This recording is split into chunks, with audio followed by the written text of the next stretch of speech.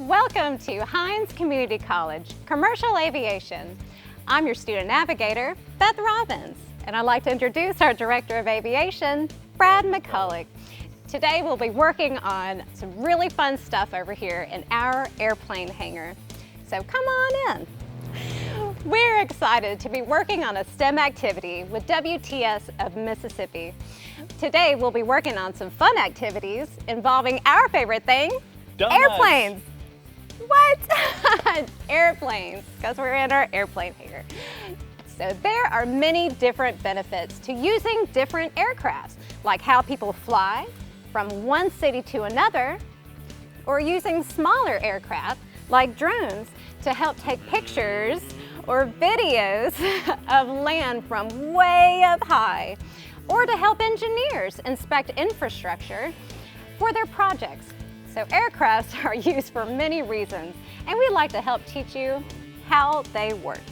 So we'd like to get started on our project involving wooden gliders and paper airplanes.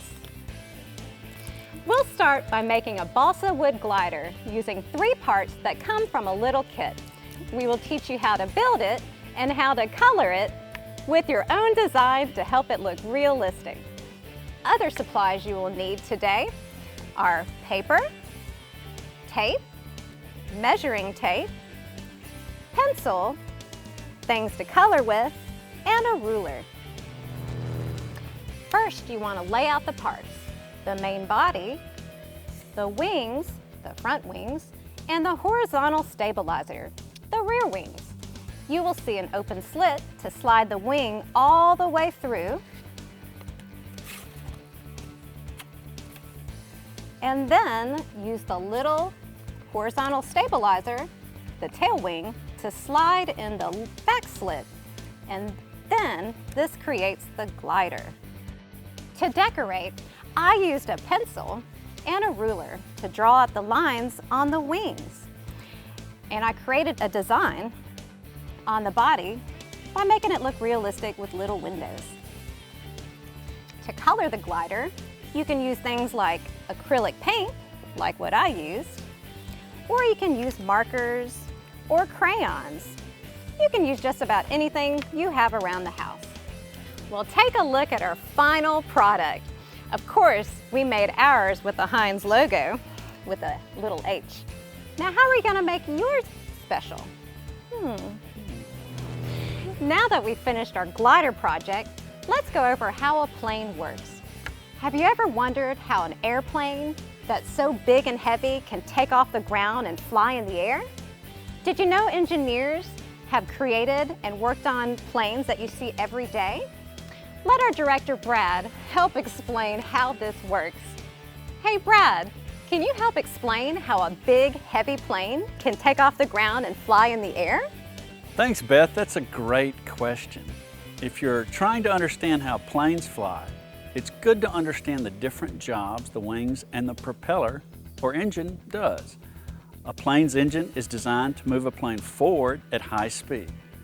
The air flows quickly over the wings, pushing down the air toward the ground, generating an upward force called lift. This lift overcomes the plane's weight and holds it in the sky. So it's the engines that move a plane forward while the wings move it upward. And now you know how a plane can fly in the air. Thanks, Brad. That was a great explanation. So basically, engines move you forward and wings create lift to help you fly in the sky. Yes, that's it. Our next exciting project is making and testing out paper airplanes. So first, we need a sheet of paper. You can use notebook paper, computer paper, construction paper, or for a stronger and more durable plane, use thick stock paper. Now we will make 2 different paper airplanes. One will have a short and flat nose, and one will have a long pointed nose. I chose stock paper so it'd be stronger and last for more throws, but any of them will work.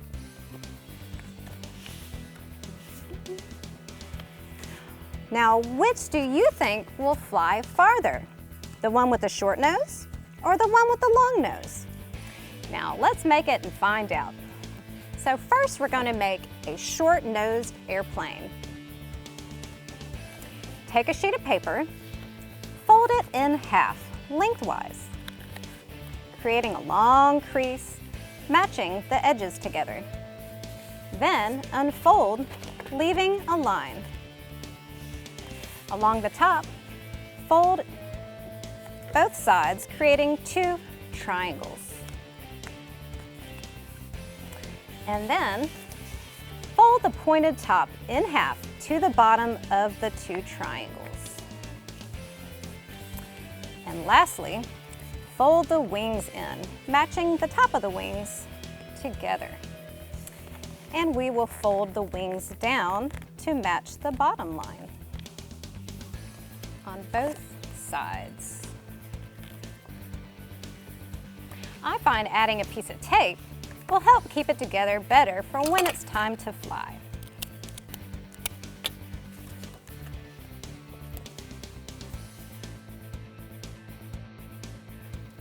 Our next plane is a fighter jet paper airplane.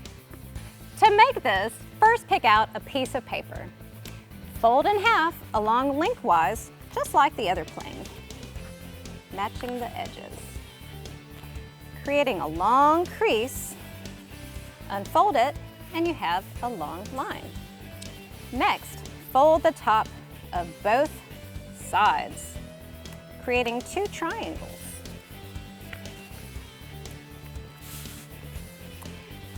Then, fold each side toward the center.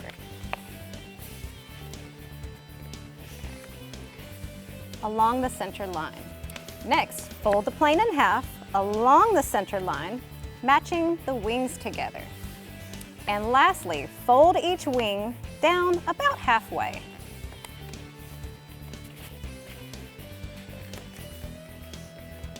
Now make sure to run your fingers along each edge to give it sharp creases.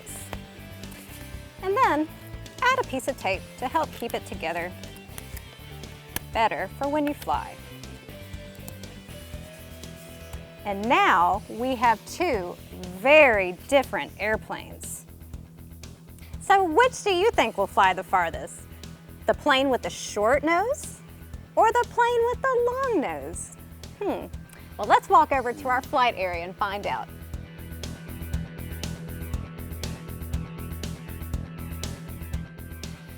And this is when you need masking tape and measuring tape.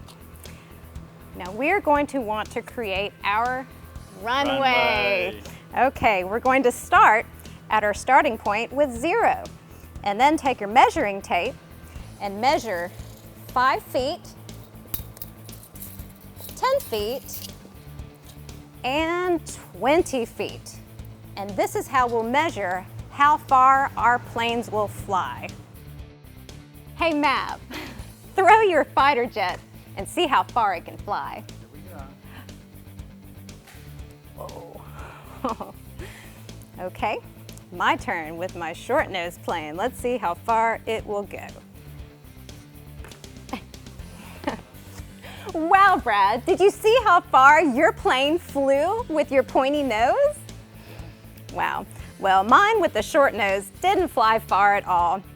But as long as you're having fun working with airplanes, that's really all that matters, right, Brad? That's right, Beth. We're so glad we got to work with you guys today on our STEM project. It was really exciting, and we can't wait to see all you future engineers and pilots one day. Have a great day. Bye.